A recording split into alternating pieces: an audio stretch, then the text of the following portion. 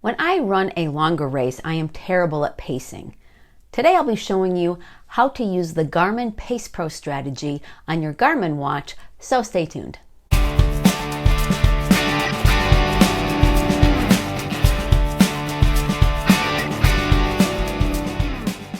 Hey there, Wrinkled Runner here.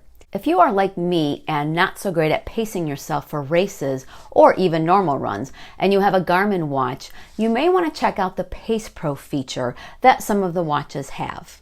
In order to access the Pace Pro, you need to have the Garmin Connect app on your phone.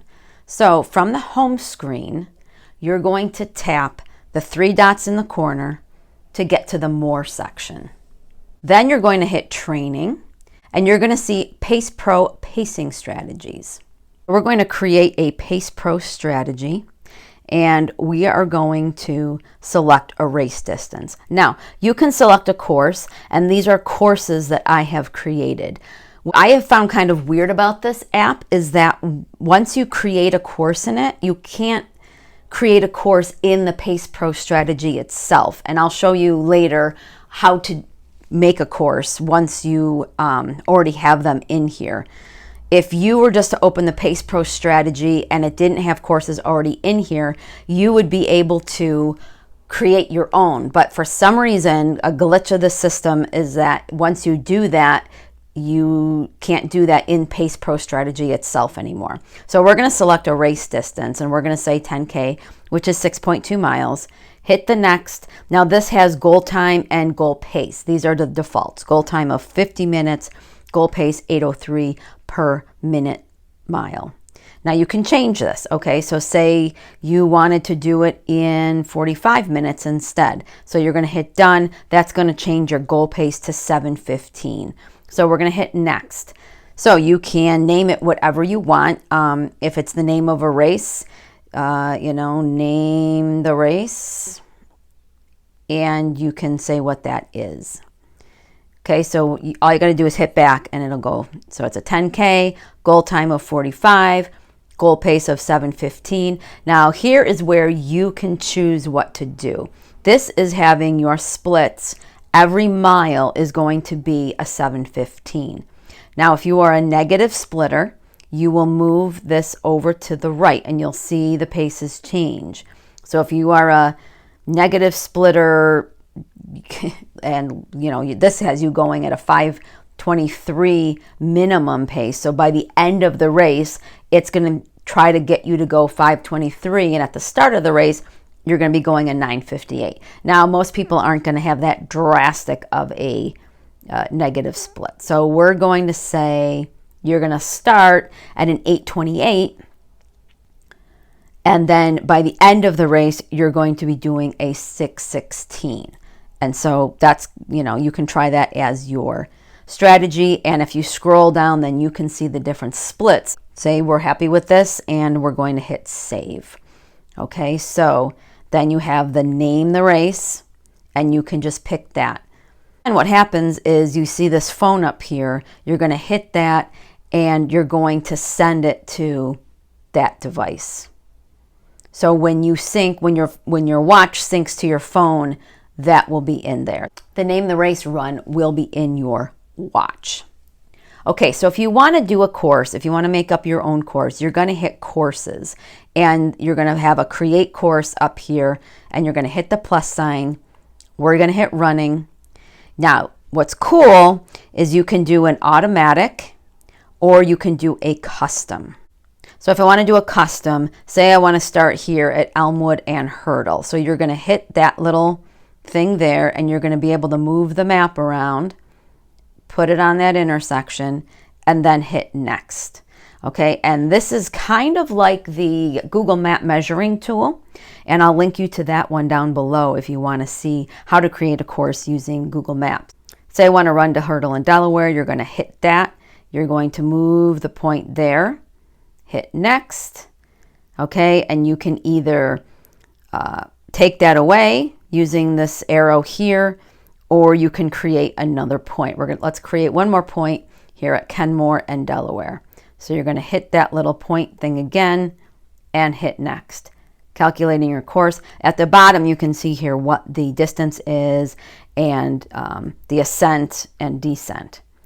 Okay, so these three here, you can add a course marker, you can reverse direction, out and back, loop to start, all these different things to create your own courses, which is really cool. So if you want to add a course marker, you can add where food is, where you know water is, danger if you go on the run and you see that they're doing construction, things like that.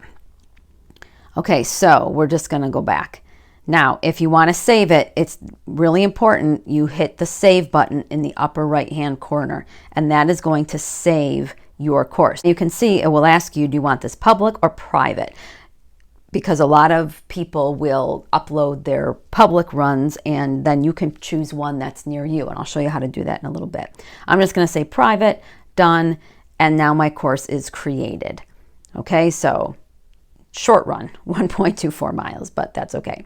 All right, so we've created that course. Now, if you want to see public runs that other people have uploaded, you're going to go into Pacing Pro Strategies again. You are going to have create a Pace Pro strategy.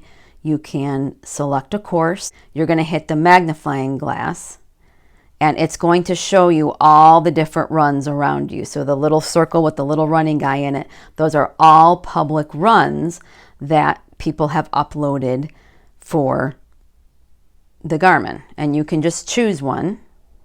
Buff State Track, 6.85 miles, and you know, the ascent and descent. I don't ever really care about that unless it's a ridiculous incline. So then you can put the goal time, goal pace. As you see, there's already a default in there. We'll say that's great, hit next.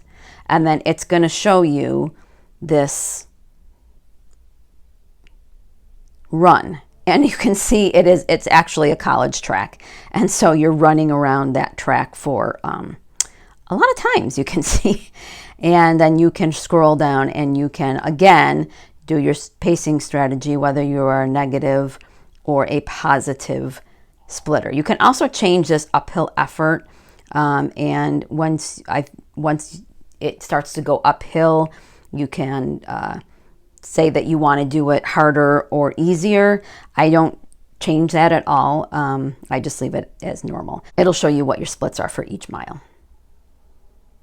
I don't want to save that one because I really do not want to run around a track for 15, however many laps that would be. Okay, so now I'm going to show you on my watch, and hopefully there isn't a lot of glare, how to get this on your watch and see it while you're on the run, because that's what you want to do with it. Okay, so when you head out for a run, you're going to start the run to bring up the options menu. So on mine, some of the Garmin's, like, there's just different ways of doing things. This is a Forerunner 245, so this is how I do it on mine. So you're going to hit as if you're going to start a run.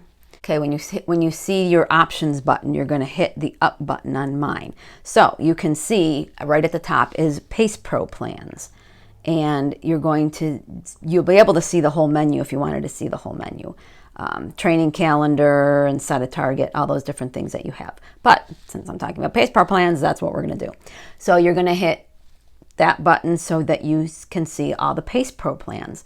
So this is Casino Run, which is a run that I set up that's over by the casino.